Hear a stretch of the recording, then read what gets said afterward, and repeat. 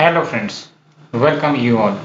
आज हम vision IAS के 13th एंड 14th अप्रैल वाले डेली करंट अफेयर्स डिस्कस करेंगे।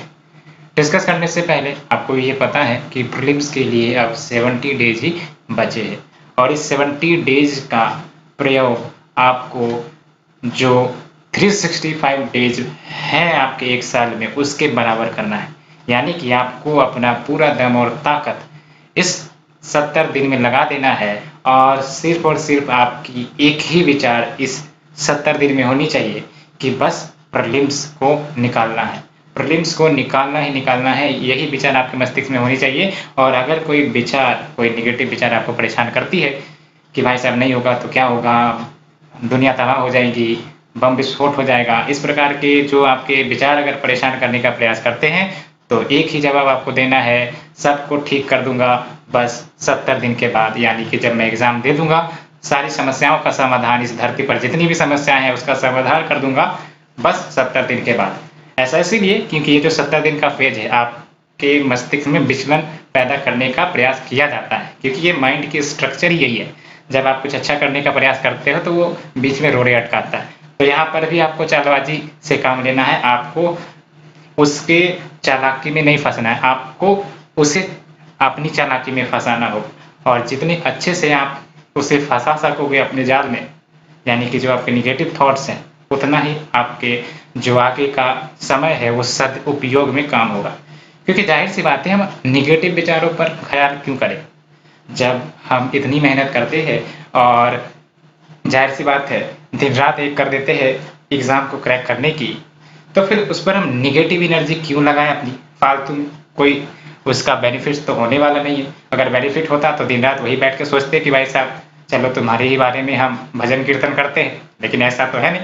तो फालतू में समय व्यर्थ करना नहीं है और आपको पूरी एनर्जी सिर्फ और सिर्फ एग्जाम के रिवीजन टेस्ट में लगानी है।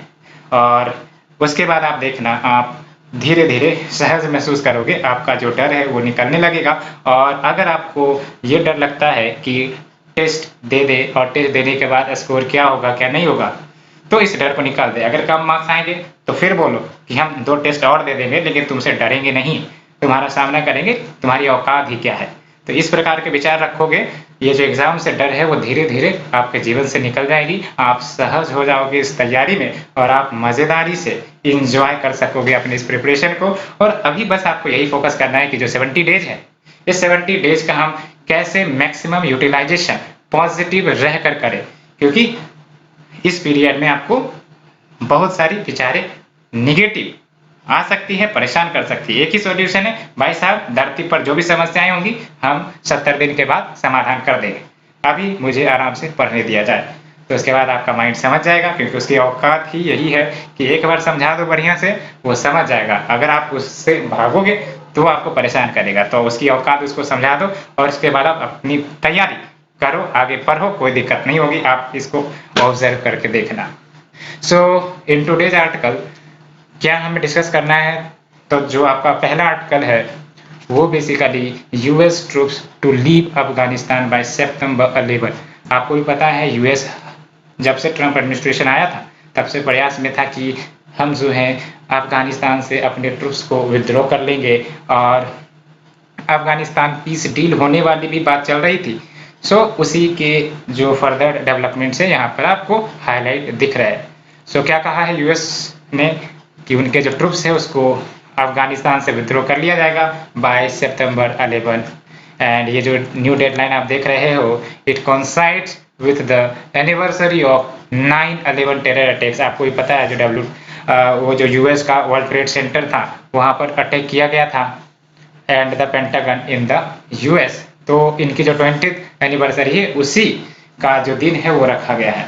एंड जो डील है साइंड इन द फरवरी, तो फरवरी लास्ट ईयर में ये डील साइन की गई थी कि यूएस और उसके जो नाटो अलाइज हैं वो विथड्रॉ कर लेंगे all the troops in 14 month, यानी कि बाय मई। लेकिन अब पूरी तरह से डेट डिक्लेयर हो गई है, आप देख सकते हो, if the Taliban uphold it's promises. और अगर यूएस ट्रूप्स विथड्रॉ कर लेती है तो क्या इम्पैक्ट होगा, तो इंडिया पर तो इम्पैक्ट होगा ही होगा। हम देखेंगे इंडिया पर क्या इम्पैक्ट होगा, लेकिन ओवरऑल देखते हैं कि आप अपडेट हो सकते हैं। तो अफगान की जो पीस प्रोसेस है वो स्पीड अप हो सकती है। पहले तालिबान कहा करता था it will now not attend a summit on Afghanistan future due to be held in Turkey later this month until all foreign forces leave the country। तो साफ साफ कहना था तालिबान का, जब तक सारे के सारे फॉरेन फोर्सेस ईरान से अफगानिस्तान से लीव नहीं करेंगे, हम टॉक्स नहीं करेंगे, ये तालिबान का कहना था। तो जाहिर सी बात है जब ये फॉरेन ट्रूप्स विद्रोह हो जाएंगे, फॉरेन फोर्सेस विद्रोह हो जाएंगे, तो ये टॉक्स कर सकते हैं। तो टॉक्स करेंगे तो जाहिर सी बात है पीस होने के चांसेस बढ़ जाते हैं। लेकिन कुछ ऑब्जर्वर्स कंक्लूड करते हैं कि जो विड्रॉल है वो कंप्रोमाइज कर सकती है some of the social, political and humanitarian gains जो 2001 से हुई थी, क्योंकि तालिबान भी आपको पता है कि काफ़ी ज़्यादा एक्सट्रीमिस्ट विचारधारा का है, और जो वोमेन इक्वलिटी है, वोमेन राइट्स है, वोमेन एम्पावरमेंट है, वो सब का समर्थन नहीं करता है। तो इस प्रकार से डिस्टर्बेंसेस आ सकती है। अब बात करते हैं इंडिया के ऊपर क्या इम्पैक्ट हो सकता है। तो अगर अफगानिस्तान से यूएस टू विड्रॉ करेगा तो किसका अराइवल होगा? तालिबान का। तो तालिबान जो है वो अपनी पॉलिसी रचेगा अफगानिस्तान में, चाहे वो उनकी फॉरेन पॉलिसी हो या कुछ भी।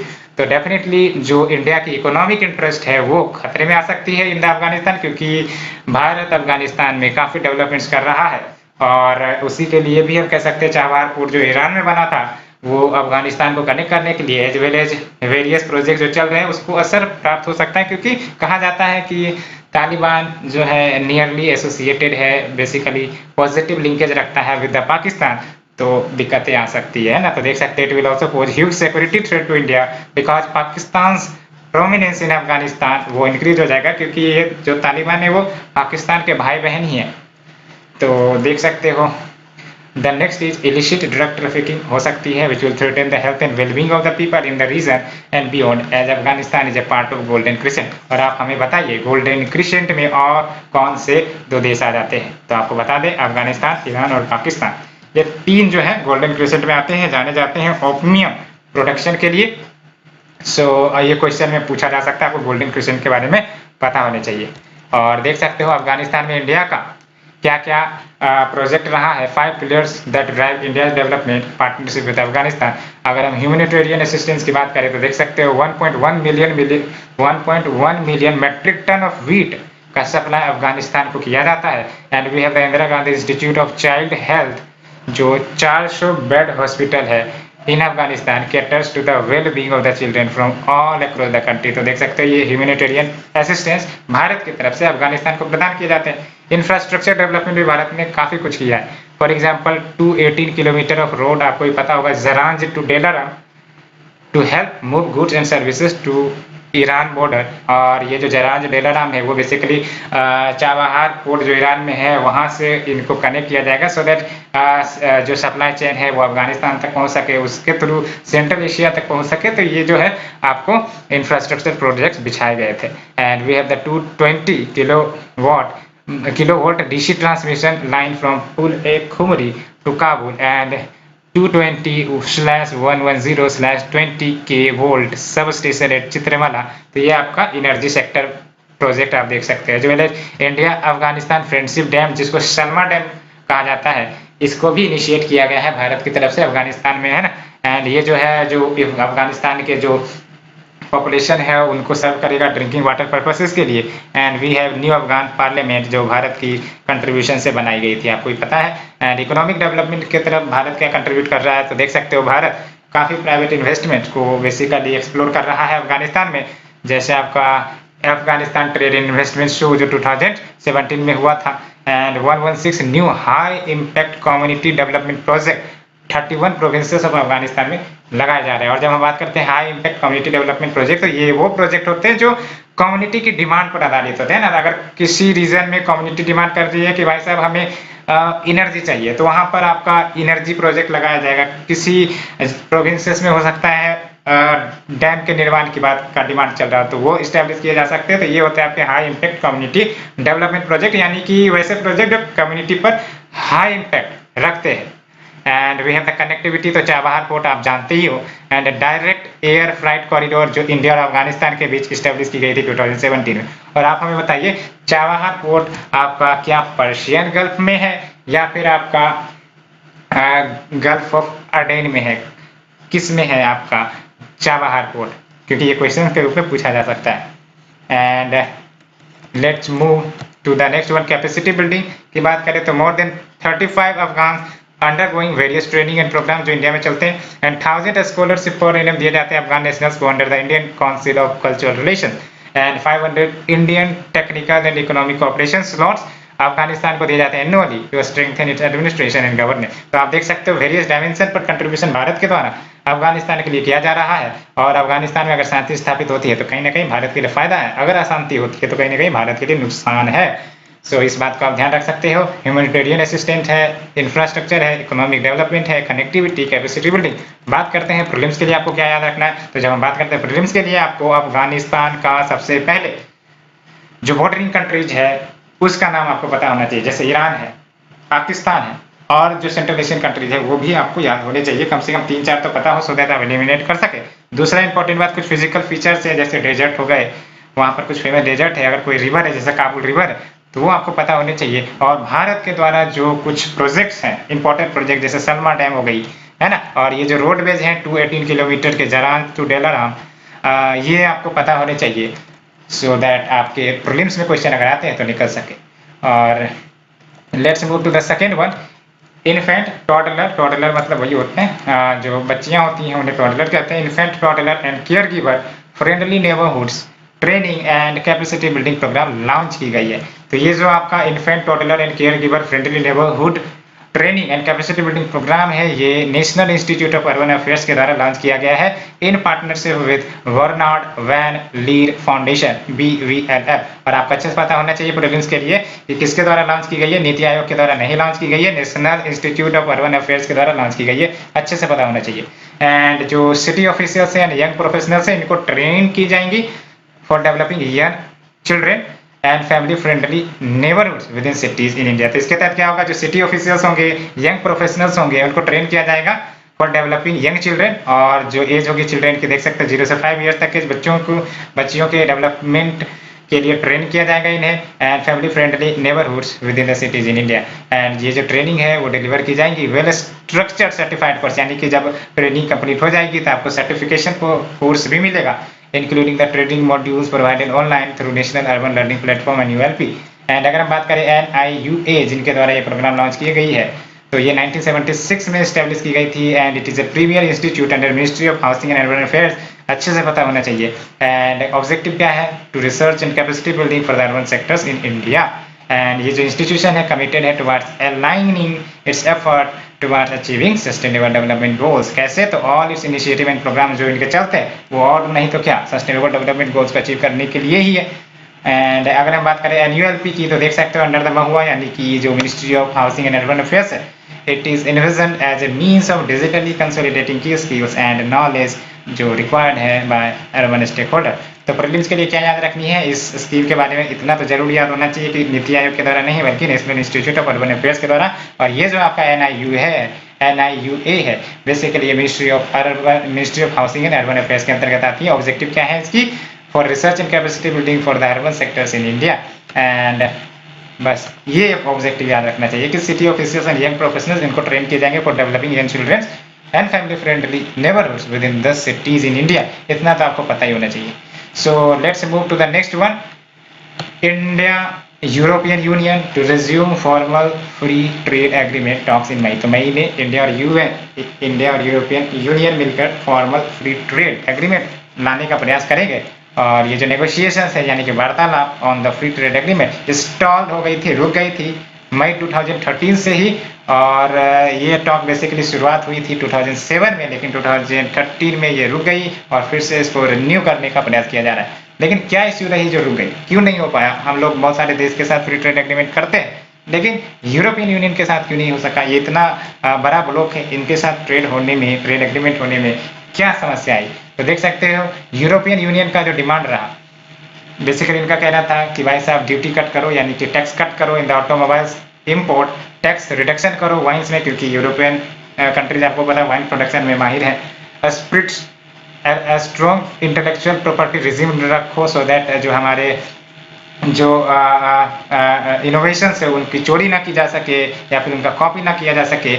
तो ये स्ट्रॉन्ग इंटेलेक्चुअल प्रॉपर्टी रिजिम की बात कही गई थी। Relaxation in India data localisation norms, आपको भी पता है भारत लेकर पड़ा हुआ है कि भारत में जो पर्सनल डाटा है वो भारत में स्टोर होने चाहिए, भारत के सर्वर में स्टोर होने चाहिए। ये नॉर्म्स को कम करने की बात की जा रही है यूरोपियन यूनियन की तरफ से। और इंडिया का डाटा, इंडिया का जो डिमांड है क्या रहा है, भाई साहब हम तो नहीं छोड़ने वाले, डाटा सिक्योर स्टेटस की डिमांड तो करेंगे ही करेंगे। And ease norms on temporary movement of skilled labour, और इन भारत की तरफ से डिमांड है कि जो स्किल्ड लेबर्स है जो यूरोपियन यूनियन जा सकते हैं उनके लिए आप जो ट्रेवलिंग नॉर्म्स है उनको ईज डाउन करिए। Relaxation of sanitary and phytosanitary and technical barrier जो ट्रेड एस्पेक्ट्स में होते हैं उनको कम करिए, है ना।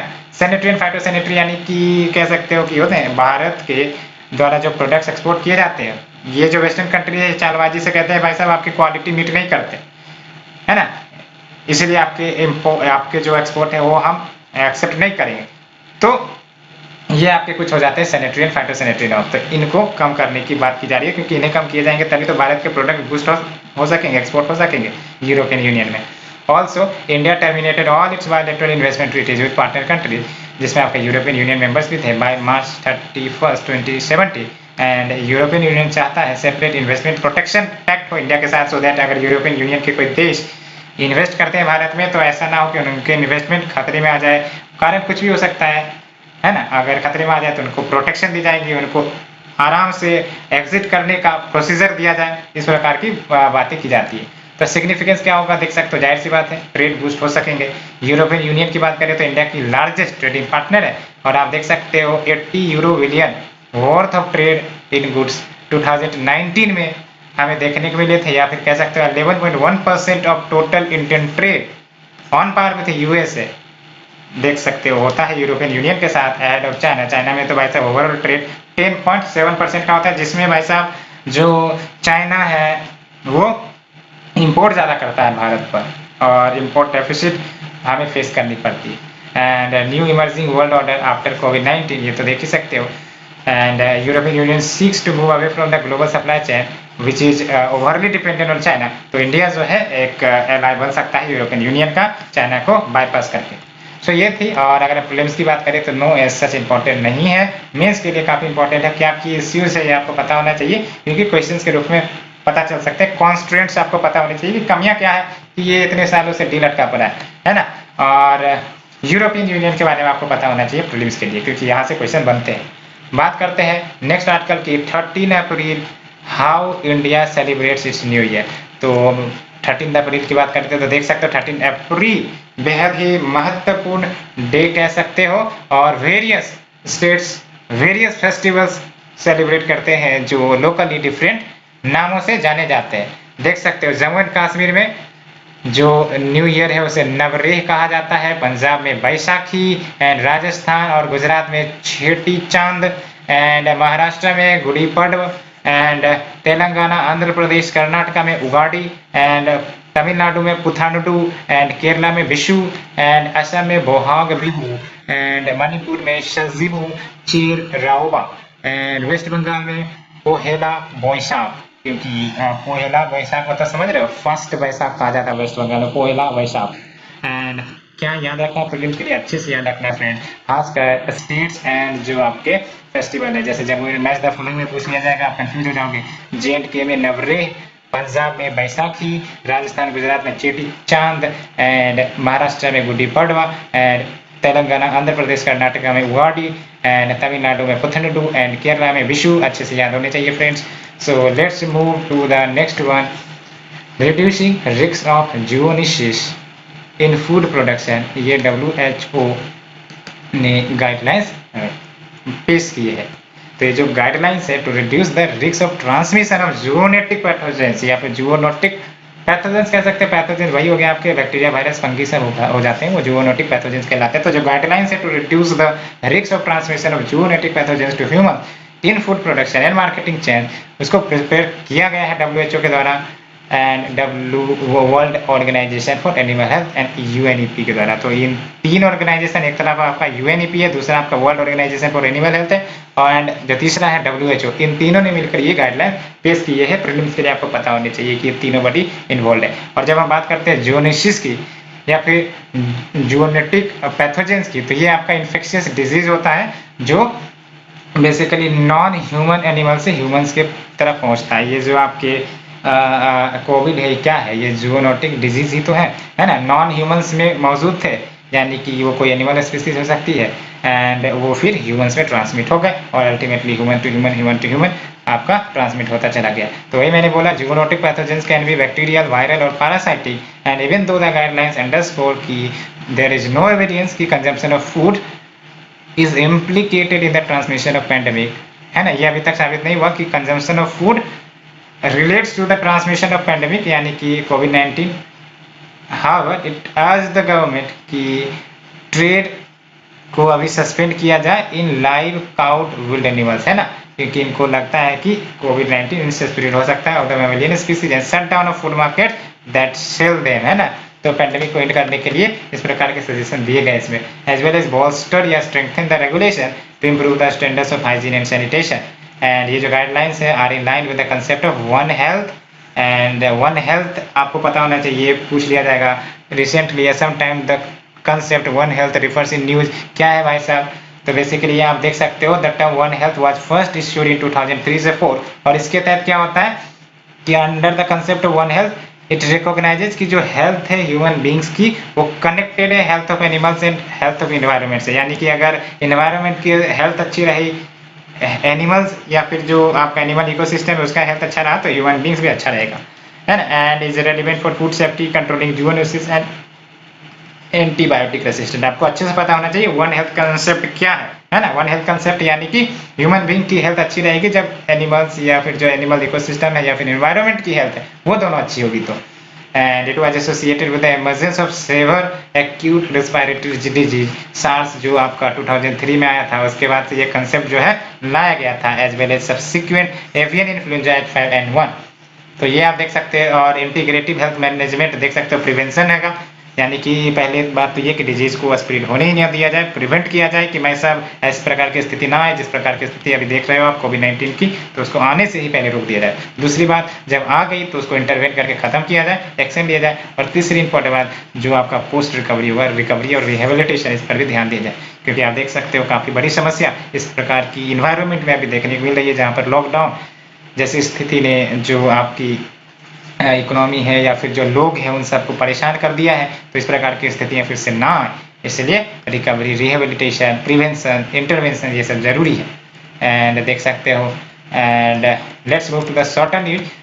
काफी इंपॉर्टेंट है रेजिना डायलॉग प्रीलिम्स के लिए, 6th edition of Raisina dialogue, और इंडियन प्राइम मिनिस्टर ने इनॉग्रेट कर दिया है 6th edition of the Raisina dialogue in virtual format. और अगर हम बात करें रेजिना डायलॉग की, तो ये फ्लेक्सिव कॉन्फ्रेंस है। कॉन्फ्रेंस यानी कि वही जो आपकी मीटिंग्स होती हैं जिसमें वेरियस टॉपिक्स पे बातें होती है, तो it is a flagship conference on geo politics and geo economic, जो एनुअली होती हैं 2016 से ही, और अभी आपने देखा कि 6th एडिशन आपका लॉन्च कर दिया गया है। एंड ये ज्वाइंटली ऑर्गेनाइज की जाती है ministry of external affairs plus observer research foundation. इसको अच्छे से याद रखना है, यहाँ पर कन्फ्यूजन क्रिएट करके आपको क्वेश्चन बना के रूप में दे दिया जा सकता है। The theme for the 2011 edition is viral world outbreaks, outliers and out of control, and it attracts the leading minds from the global strategic and policy making community at the global level, so that discuss किए जा सके broader foreign policies and strategic issues which is facing by the world.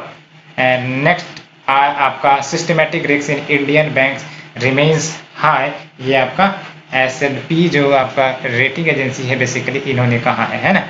And जो systematic risk की अगर हम बात करें तो क्या मतलब हुआ, तो सिस्टमेटिक रिस्क नाम से पता चल रहा है the risk that may be posed due to the failure of the system, है ना। फेलियर ऑफ द सिस्टम यानी कि एंटायर सिस्टम हो सकता है ब्रेक डाउन हो जाए और उसके कारण जो समस्याएं पैदा होंगी उसको हम सिस्टमेटिक रिस्क कहेंगे, rather than simply the failure of an individual part, है ना। तो पूरा सिस्टम ही कोलैप्स कर जाए वो आपका सिस्टमेटिक रिस्क है। एंड ये बोला जा रहा है इंडियन बैंक सिस्टम में तो भाई साहब सिस्टमेटिक रिस्क काफी ज्यादा हाई है। एंड क्या की रीजंस हाईलाइट किए हैं, तो ये तो भाई साहब बोला गया है कि पहले वेव ने तो चलो कमाल कर ही दिया था, सेकेंड वेव तो और ज्यादा कमाल कर रहा है। तो सेकेंड वेव ऑफ कोविड-19 is one of the reason, and high proportion of weak loans यानी कि डाउटफुल लोन्स कह सकते हो कि लोन ले तो लिए गए हैं लेकिन पे करने के चांसेस कम लग रहे हैं। और ये बोला जा रहा है कि जो डाउटफुल लोन्स है in the banks at around 11 से 12% of the gross loan. And service sector such as airlines, hotels, malls, multiplexes, restaurants and retail, इनका तो सिग्निफिकेंट लॉस हुआ ही हुआ है। And profit on account of कोविड-19 कंटेनमेंट मेजर इसमें चलेगा, है ना। तो लॉस तो हुआ है, साथ ही साथ जो प्रॉफिट थे, जो रेवेन्यू थे, जो अर्निंग थी, वो कोविड को कंटेनमेंट में जा रही है ना। इतनी सारे टेस्ट जो किए जा रहे हैं, इलाज किए जा रहे हैं, वैक्सीन दिए जा रहे हैं, तो जाहिर सी बात है कोस्ट इधर ही जाएंगे। सो ई संता नेक्स्ट आर्टिकल है आपका, क्या है ये न्यूज। तो union minister of commerce and industry, इन्होंने वर्चुअली इनॉग्रेट किया है ई संता, यानी कि electronic solution for regulating and CSA farmers trade in aquaculture. So e SANTA की अगर हम बात करें तो ये आपका इलेक्ट्रॉनिक मार्केट प्लेस होगा, जो प्लेटफॉर्म प्रदान करेगा, एक्वा फार्मर्स को कनेक्ट करेगा और एक्सपोर्टर्स को कनेक्ट करेगा, है ना। तो जो एक्वा फार्मर जो फिश की ट्रेडिंग करते हैं, जो मेराइन प्रोडक्ट्स की ट्रेडिंग करते हैं, प्रोड्यूस करते हैं, उनको कनेक्ट किया जाएगा एक्सपोर्टर के साथ। And definitely it will raise income, lifestyle and self reliance, quality levels and traceability for aqua farmer. And national centre for sustainable agriculture यानी कि NACSA, ये आपका एक्सटेंशन नाम है marine products export development authority का, जो ministry of commerce and industry के अंतर्गत आती है। इसको अच्छे से याद रखना, इंपॉर्टेंट आर्टिकल है आपका। And next we have the Luni river. And क्या न्यूज रही है, तो रिपोर्ट बाय ज्वाइंट कमेटी जो बनाई गई नेशनल ग्रीन ट्रिब्यूनल के द्वारा, इसमें यह पता चला कि जो टेक्सटाइल यूनिट्स है राजस्थान के बारमर डिस्ट्रिक्ट में, टेक्सटाइल यूनिट्स यानी कि टेक्सटाइल कंपनियां, है ना, राजस्थान के बारमर डिस्ट्रिक्ट में वो ग्राउंड वाटर को पॉल्यूट कर रही है, एज वेल एज जो एडजॉइनिंग लूनी रिवर है उनको पॉल्यूट कर रही है। तो नाम आ गया लूनी रिवर का, इसलिए आपका न्यूज में आ गया।